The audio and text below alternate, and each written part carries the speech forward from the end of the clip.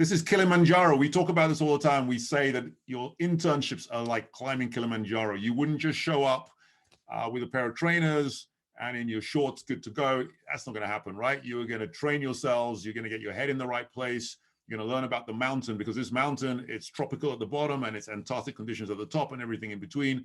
You need to understand the mountain, and you need to understand, in the same sense, you need to understand the industry that you are coming into. So as you know, we're doing mountain training. We're trying to get you guys into a great place so that your head's in the right place, so that you turn up for these internships. You turn up without any sense of what a lot of you are calling imposter syndrome, or a sense that you don't have the confidence, or you don't have the words, or you don't know what you're supposed to be doing. We don't want any of that to happen. We want you guys to show up and be just ready to go and in a great place. So this, as you know, the whole idea is to get good people on, to get you guys into a place where you can have the kinds of conversations you need to have when you get there. So, no surprises. You've met influential people before, people who are excellent, people who have done their 10,000 hours. Remember, we talked about that. Like, you don't just show up and know everything. I know sometimes when you're on these, when we're on these shows like this and we get good people in, you think, I'm never going to be like that. I'm never going to be like Dave Layton and know the whole piece. You are one day. You just got to do 10,000 hours, right? It's a long time, but you've got to do it.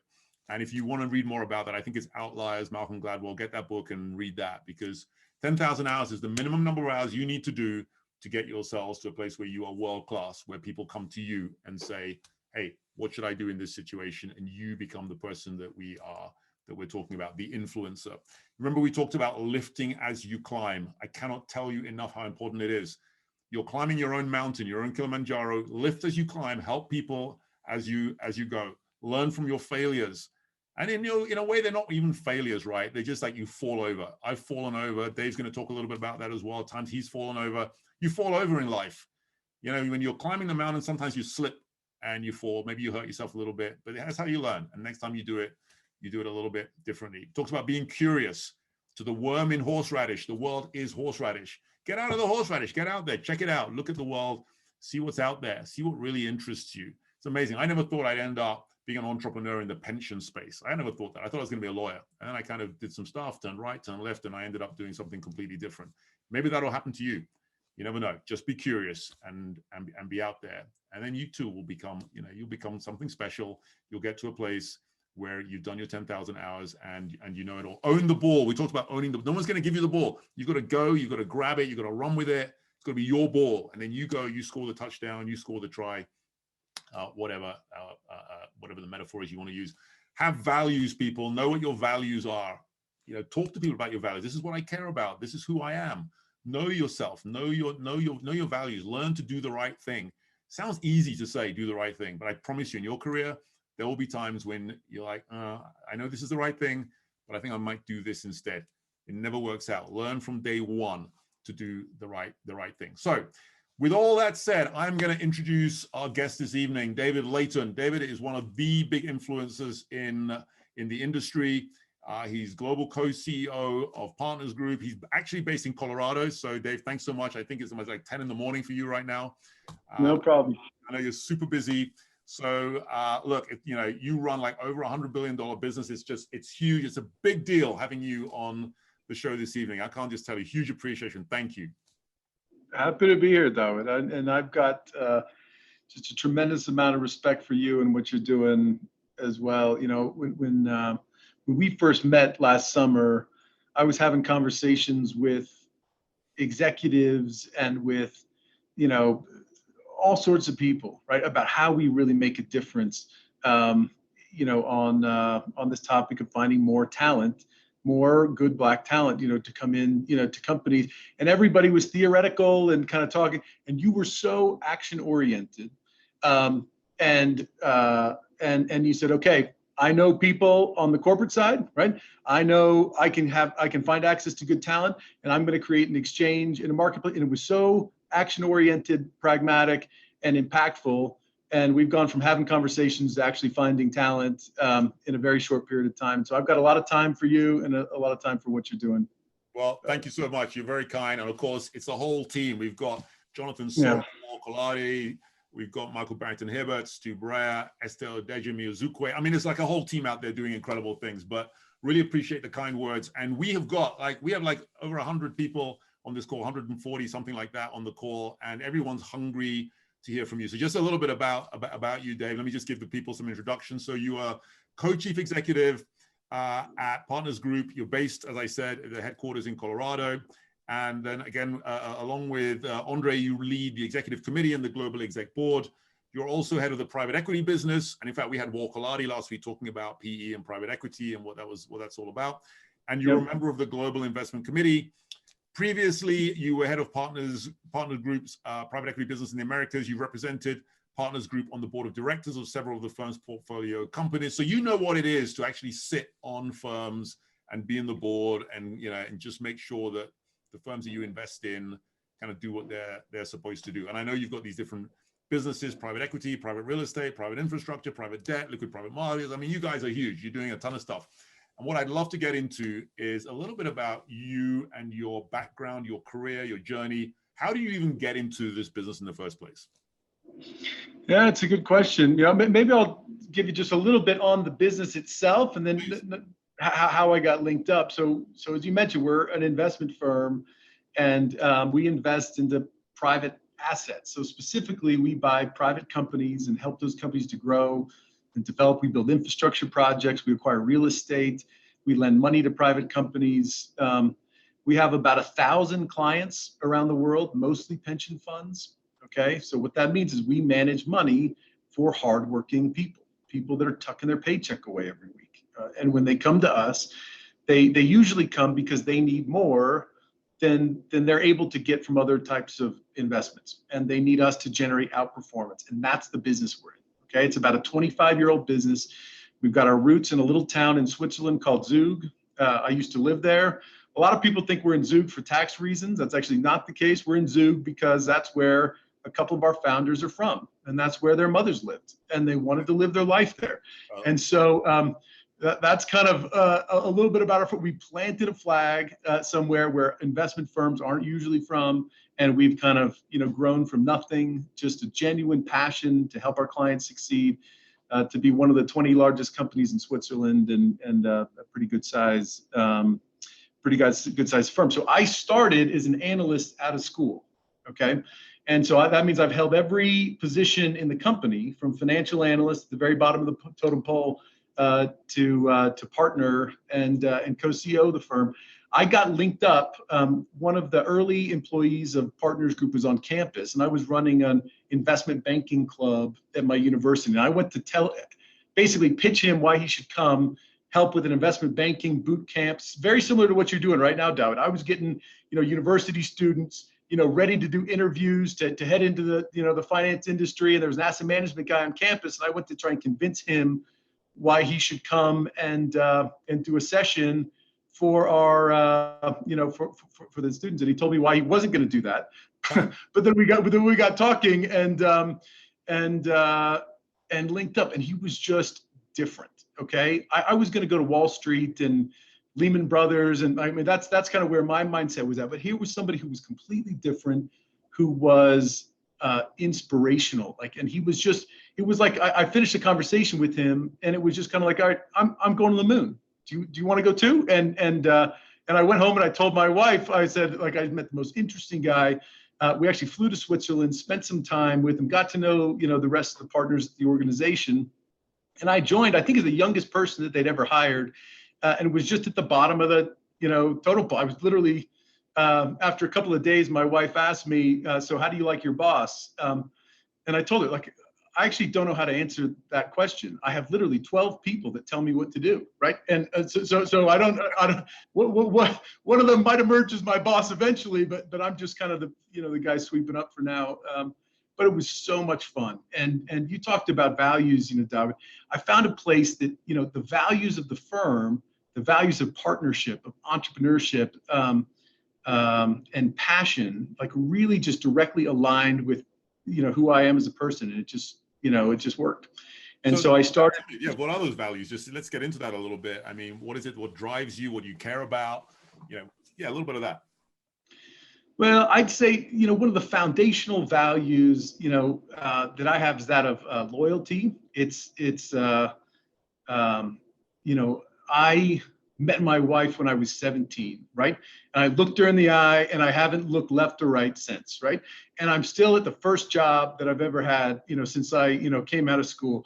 And I, and it's like I, still go to my great grandfather's church. It's just like, there's something intrinsic in me that just wants to find things that matter and make a difference. And so, and I stick with, the things that I commit to. And so, that was one thing. I didn't come in and instantly start looking around for, other situations. You have a lot of jobs out there where there's almost a social contract that the company has with its people, okay? Where you come in young and you agree to be exploited as low-cost labor, and they agree to help you get a good job somewhere else after a couple of years, right? And that was never my mindset, right? My mindset is, this is what I'm doing. And so let's do it. And so I was very committed from a very young age, and I think that made a difference. I'm also somebody who puts a lot of energy behind what I do, and passion is something that you'll find across the Partners Group offices. You'll never find a more passionate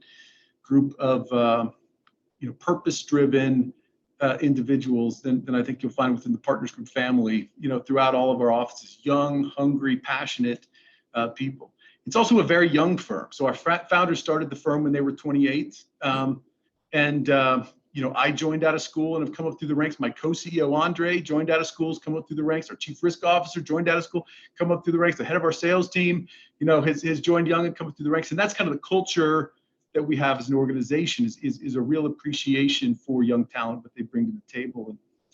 And it resonated. I love that. I love that. And I'd love to just get into, what does it take to succeed, right? At a firm like yours, super successful, purpose-driven, passion, global. You take people young, and then they make their way up through the company, right?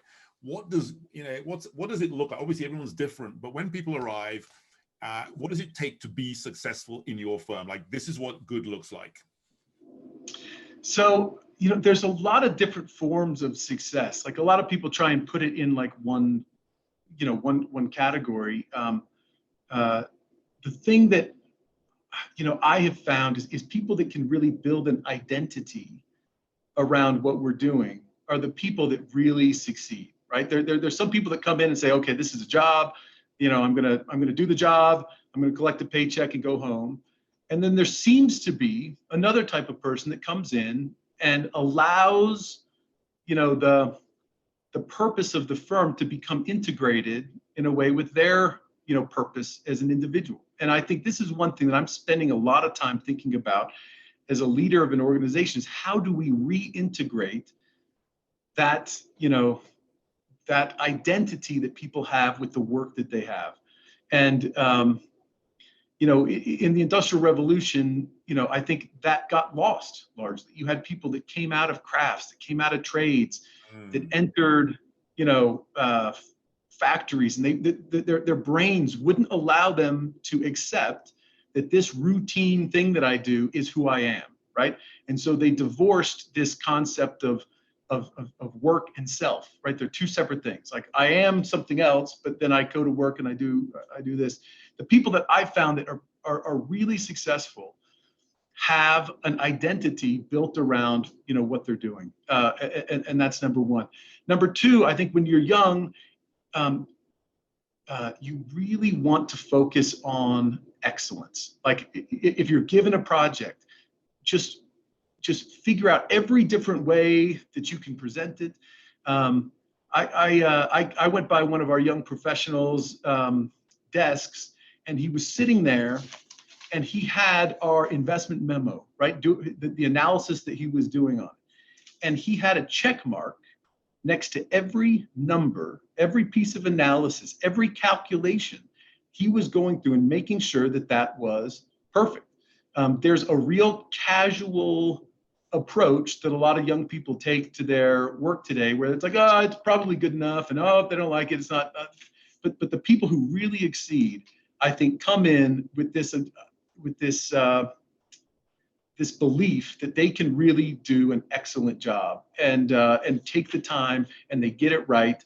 And that's another thing that I think really differentiates the I love that. I love that. There's couple of points you made there, Dave, and I just want to pick them both up. The first is this idea of excellence and just coming up through the ranks. So I talked to you when I did the intro, I talked about 10,000 hours. Yeah. Is that a thing? I mean, doing 10,000 hours and just getting better and better and better, like a flywheel that just gets better and better until, it doesn't matter what comes through the door. You just know what to do, right? You're like Roger Federer. If we're going to talk Swiss, you just know, it doesn't matter where the ball lands. You can get it back. Is that a thing? Just keep getting into it. I think it's absolutely a thing. The one caveat or addition that I'd add to it is you want to make sure that you're putting in the time and the hours on track. Okay, so you're young in your career. You're just starting off. Okay, if you launch from an airport and you have a trajectory, that's 100 miles away, if you get off by just a little bit at the beginning, you can put in all the hours and end up in a very different destination than you had set out to be. And so I do agree that it's about putting in the work and putting in the effort. But at the beginning, you really need people that will steer you in the right direction as well. And that's why I think mentorship is such an important, aspect to any job that you're starting. And, there's this real trend coming out of COVID where companies are moving to a lot of companies are moving to an at-home, work environment. And I don't think a lot of people are being transparent about just how damning that is for young talent. When I started off in the business, okay, open floor environment. And my first desk was right next to the desk of the head of the private equity business at the time, okay? And he heard all my phone calls and I heard all his, okay?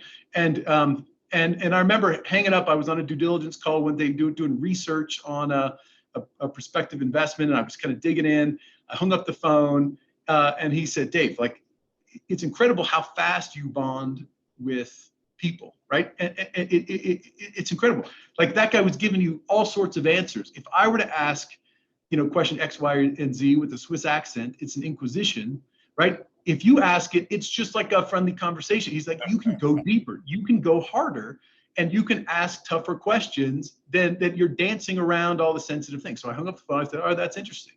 And then I heard him later on, probably 100 times present who Partners Group is to prospective management teams. And in private markets, okay, it's not like public markets. I'm oftentimes jealous beyond belief of the public markets, right? Where they find a sector that they like, they find a company that they like, they hit the buy button and they create that exposure. Okay. Within private markets, you find a sector that you like, you find a company that you like, you spend 3 years building relationships and building rapport, differentiating yourself. And ultimately, when that company comes up for sale, there's one firm that can win. Okay. One firm that can create that exposure. And it's unbelievably competitive. And you're competing against some of the, most brilliant, aggressive individuals you will ever come across in your life. And so the way that you present the firm is important. And you have to do it in a way that is differentiating. And so I sat across from the head of our private equity business and heard him present 100 times, right? And then I went on management meetings, and we'd come out of the management meetings. I'd sit down with one of our other partners, Walter Keller, and he was brilliant about giving instant feedback. We'd come out of the meeting, he'd say, here's what you did well, here's what you messed up, and then we'd do the next one, and he'd give me feedback again. And so it was like this real-time feedback that I received from him, and it was incredibly powerful. I went on the road with one of our founders fundraising 2 weeks in Latin America, right? Meeting all of our clients down there and explaining, and he had a pitch that he would do, and he'd say, okay, I'm going to make the pitch, you're going to come in here, and you're going to give an example and illustrate it, right? And so he'd do the pitch, he'd take a pause, I'd give an example from my day-to-day work, and I'd get this little nod of approval from him, and then we'd kind of go through. And in the next pitch, he would take my example that I'd given the last time, and he'd integrate it into his, material, and then he'd kind of, go from there. To, and we had this very dynamic thing. And I remember after 2 weeks of hearing how my experiences in work impacted our clients and our clients' portfolios and the impact that they had, just walking away from that meeting with such a sense of purpose. And then later on, I had one of our founders, I sat on the board of a couple of companies. I was kind of young in that role. He was already a billionaire at that point. He got on a flight commercial from Zurich, flew to Los Angeles, and we'd sit down and we'd strategize, right? And he taught me what it's like to run a company as a founder, right? Not like as a financial investor where you come in and you kind of try and tweak a couple of little things. No, but he comes in and he asks questions, right? Are we winning? Are we outmaneuvering our competition? Are we more relevant today than we were last time? Like with that real mindset of a founder. And then he'd hop on a plane and fly back. And I came to realize he wasn't doing that because he needs to do that, right? He's doing that because he's trying to teach me something. And so all of that, I say, I think I'm really concerned about young people who come out of school today. They get put in an island, and they don't have people that can shape and guide them. And then they get the speech about, okay, 10,000 hours, but they're not getting guided. Am I on the right trajectory or not? And I think it's really important that you all understand that you are not a commoditizable production node on a network, right? You're a human being with potential, right? That needs to be developed. And just like raw material, just like clay, that material needs to be shaped, and you need hands on you in order to be able to do that, effectively. And so that's why I would say if you're coming into a company that is, telling you you're going to be on an at-home, work kind of thing, I would say forget that company, right? I'm really worried about that for a lot of young people that are, heading into the, into the work environment right now, in particular. And of course, during COVID, we all do what we got to do, right? But over the long run, you want to be with a company that cares about you and is investing in you, and that is, it's got people that are working with you. And I think that's one of the things that, that is vastly underestimated, is how important other people will be to your career, as you grow and develop. And if you get good mentors, that's going to serve you well. If you get bad mentors, it puts you on the wrong trajectory. That's Dave, something we were talking about. Look, this is just gold dust. By the way, ladies and gentlemen, when you're watching this stuff, I hope you're taking a ton of notes, because this is seriously powerful stuff that's going to potentially shape your entire careers. There's real wisdom in what Dave's talking about. Dave, this idea that you don't just wander into a job and just kind of let it kind of happen and just drift along, but you take control. You're intentional about the people you reach out to, the way you do your 10,000 hours, you make sure you're on track, you seek feedback. That whole piece. Just the other day, in fact, a couple of days ago, we had this conversation, and we were talking about becoming CEO of your own career, like take control of your career. Can you just build on that a little bit? I mean, how did you take control of your career? And, you haven't just ended up, it's not an accident that you've woken up being, a global co-CEO, right? Of, the top 20 largest firms in Switzerland. It's not an accident. It didn't just happen, right? How did that happen? And what are some of the tips and the strategies and the tactics that you can give to people who are just arriving and they're going to arrive in this summer, they've got an internship. What do they do? Like, just help them with a few tips and strategies. So, look, one thing that I would really steer you towards and recommend is that you try and get a little bit of perspective, okay? You're coming into an industry that is not young, right? It's been around for a while. And one of the things that happens when you come into an industry that has been around for a little while is people start to specialize. And so you're going to come in and you're going to join a group, and that group has a function, and they've got a set of tasks that they do. Before you go too deep into any one area, one of the things that I always tried to do is understand how what I was doing at that point in time fit into the broader perspective of the firm. And why is this important? And why is this relevant? How does that compare with this thing over there? To make sure that you are able to connect the dots across the organization, right? A lot of people come in and they get really specialized really fast, okay?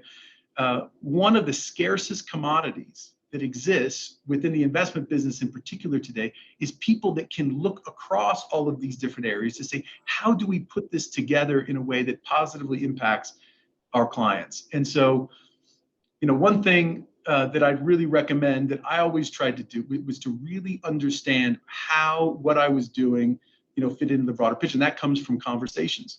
And so if you want to take control over your, on the one hand, I'm kind of loath to give this advice because I do think people who come in and are a little too career focused end up putting the cart before the horse a little bit, right? I've always said, think contribution, not career, right? Because if you're coming in and if you're contributing in the right way, and you're making a difference, you're making an impact, and you're connecting the dots, then that's, I think the career, will follow. But one thing that I think few people do, that I'm trying to give advice to our young people constantly about, is pick your head up, have conversations, understand how you fit in, and get a breadth of experiences while you're young, and specialize later on, once you've figured out how to go, how to go deep. So Dave, look, not everything in your career, I imagine, has been completely plain sailing. There are ups, there are downs. There have been times, I imagine, when you just went home and it was like, today was not a good day in the office. Can you just talk a little bit about some of the challenges maybe that you faced over your career, the 25, 30 years, whatever it's been, just, areas where it just didn't go quite the way you wanted, and how you learned from that essential skill of learning from failure, as it were? Yeah. So one of the big, things I screwed up is that as kind of my career grew, I took over broader responsibility, in the Americas, and we have a very, a lot of Swiss roots, and a lot of elements of Swiss culture that's kind of been integrated in the culture of the firm. And I think every Swiss company struggles with their American, and maybe they're British, and maybe they're Latin American, because it's a very process-driven, approach, and that doesn't fit every culture around the world. And so I came in young, and there was some tension between our Americas division and Switzerland. And instead of being open and communicative and trying to figure that out in a way, I did what I call tunneling, right? Where I took a problem, I kind of said, I'm going to solve this, and you kind of tunnel down, and you come up at the end and you say, okay, here's my solution. And I think that's what a lot of people do when they get under pressure, or when they have something that just goes horribly wrong. They say, okay, I'm going to fix this. I'm going to take it. And one of the things that I really learned is to have a partnership mindset, and to be open, even when things are going off the rails, or when things aren't going well.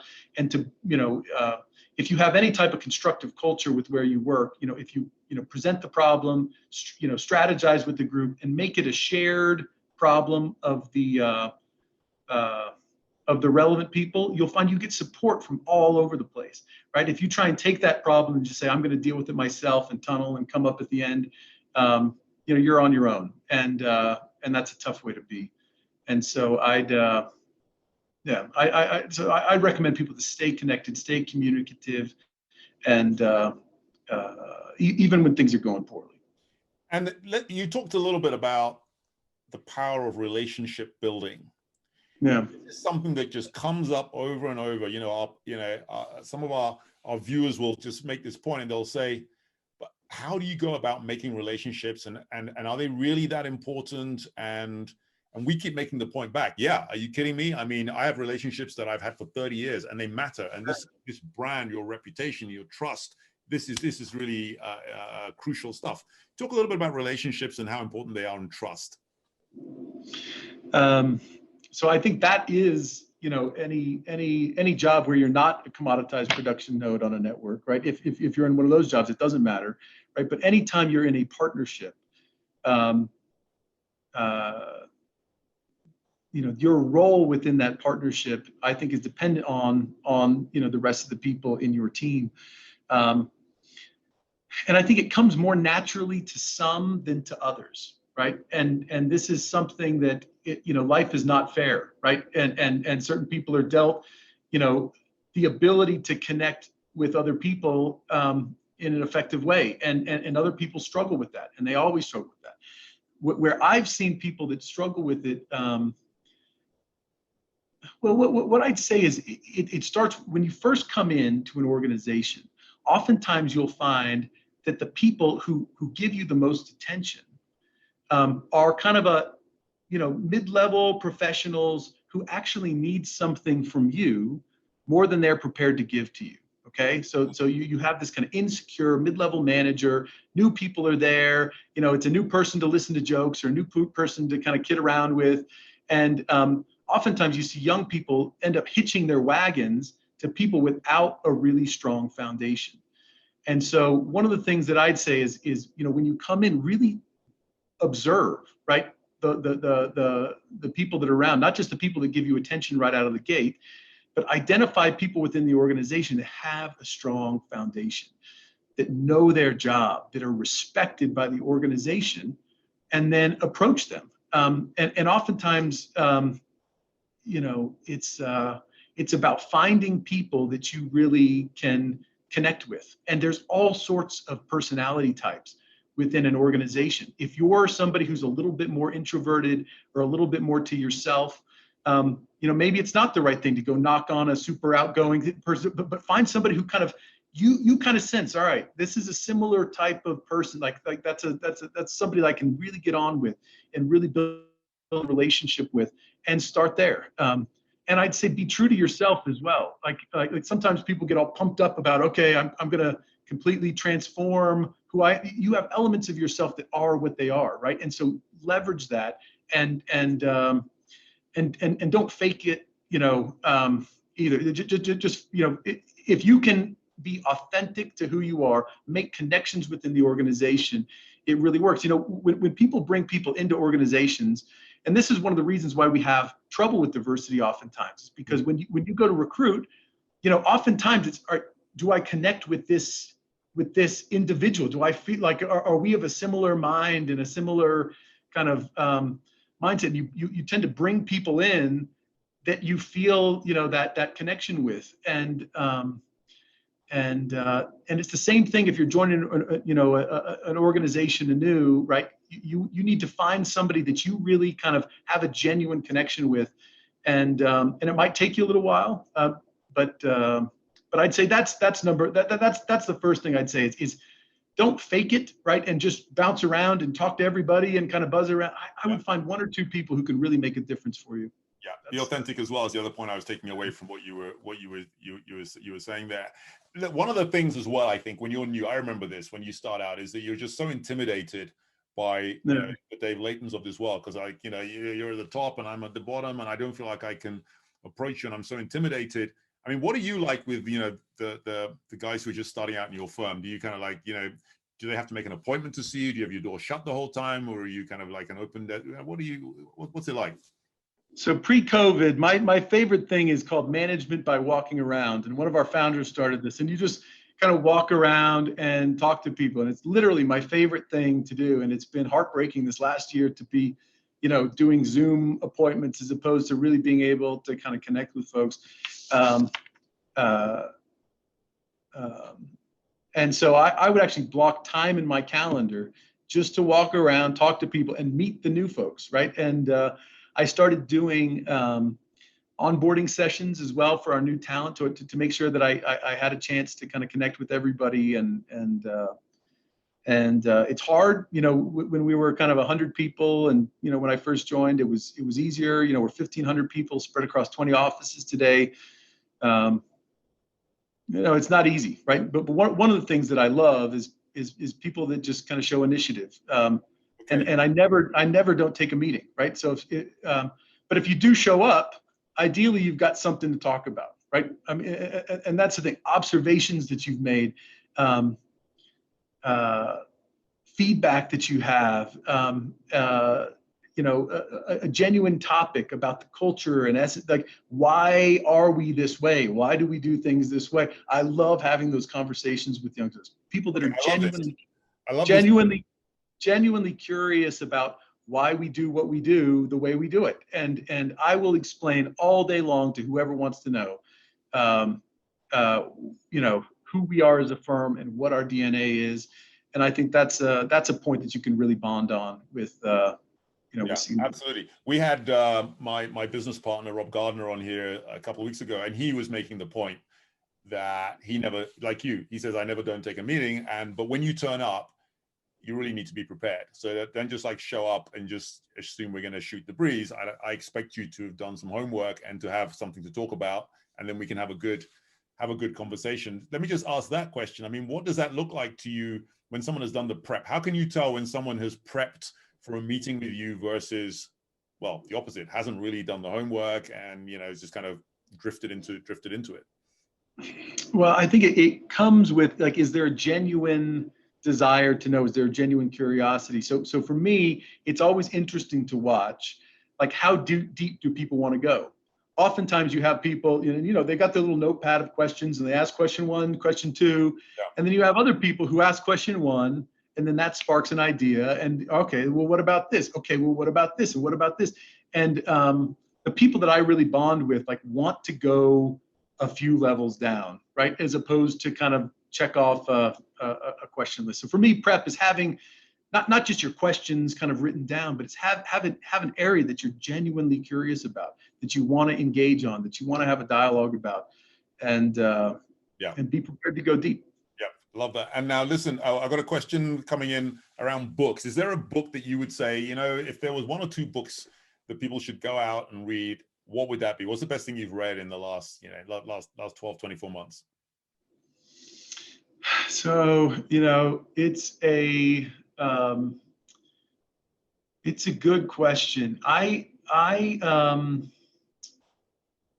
got this book here, which I think is interesting. It's Rubenstein kind of has a bunch of interviews that he does with kind of leaders all over the place. Okay. And so I read through this, and it's superficial, right? And it's a lot of sound bites, but you get in one place, it's called How to Lead. And you get in one place perspectives from leaders from all over the place, just on kind of what's on their mind. Okay. Like, so it's not one subject you're going to go really deep on, but it's a lot of interesting perspectives across a very broad landscape. Yeah, let's stick with that for a second and talk about leadership. What does great leadership look like, Dave? You've seen it, right? You've seen, you know, you've seen every shade and shape and size and, you know, of leader. What stands out for you as the hallmarks of great leadership? So I think there's all sorts of different leadership styles. Oftentimes people feel like I have to fit a certain mold. There are very quiet leaders that are extremely impactful and influential. And then there are more charismatic leaders that are extremely impactful and influential. But as I've thought about, the common denominator is what I call race and care. Okay, so you can take the same 4 letters of the alphabet and make up the word race. Okay, so this is the pace setting. This is the objective driven. This is that we need to get this done. This is being unreasonable, right, with regards to your expectations and pushing an organization forward in the direction. Okay, so we're in a race together, making things happen. You can take those same 4 letters of the alphabet and make a race, and you can also put them together to form the word care. Okay, and in that same way, I think a good leader needs to be able to take their teams and push them and drive them and make sure that they're, you know, achieving what they need to achieve, but then, you know, be able to reassemble that group around the topic of care and really bond, you know, with their people and really make sure that they understand what the purpose is behind what they're doing.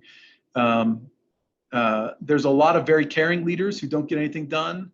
And there's a lot of insecure leaders, you know, who aren't able to create that bond. But for me, it's the balance of those 2 things that, you know, that's the difference between a good leader and a great leader. That's powerful. Listen, just in the time that we have left, I want to touch on the planet and the environment. And, you know, you're involved heavily in the private markets.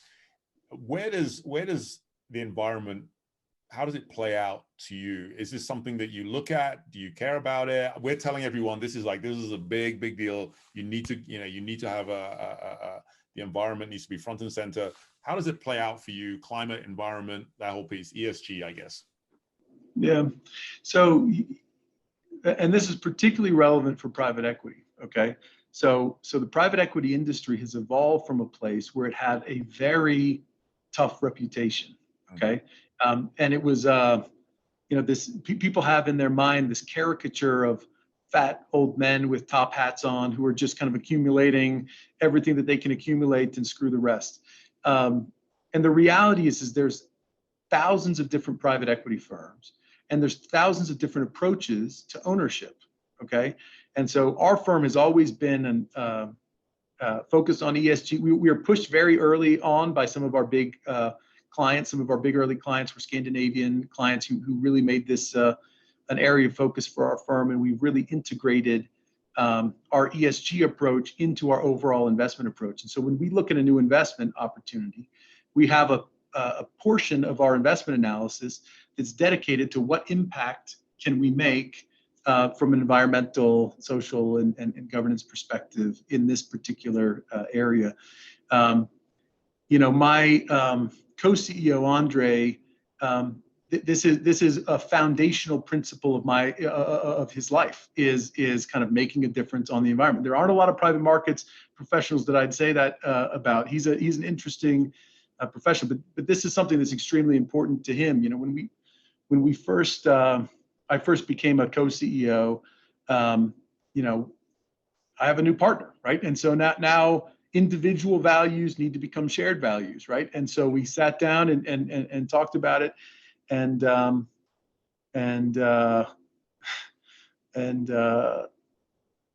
are certain things that I was excited about, like, okay, so we got a little bit more of a budget for travel, and maybe I, fly private, and he said, absolutely not. That's not who we are.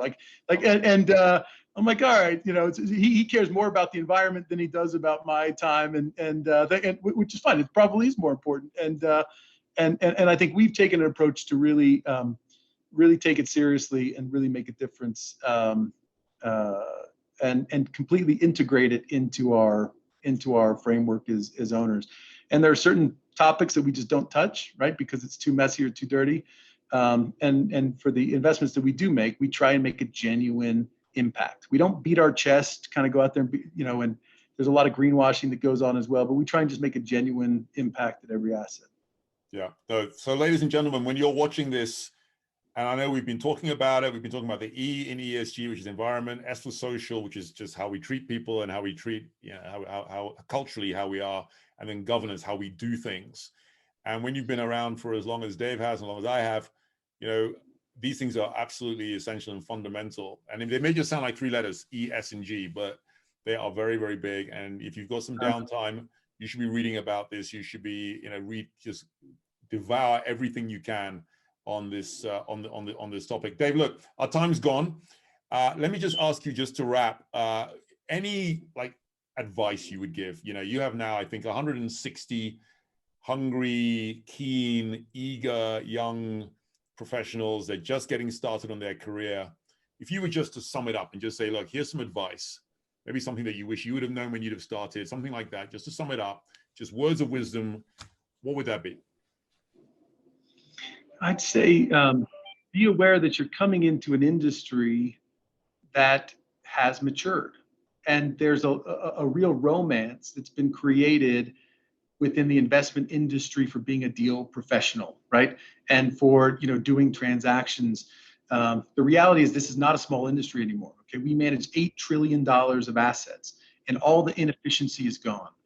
Okay, and so that deal side of the business, that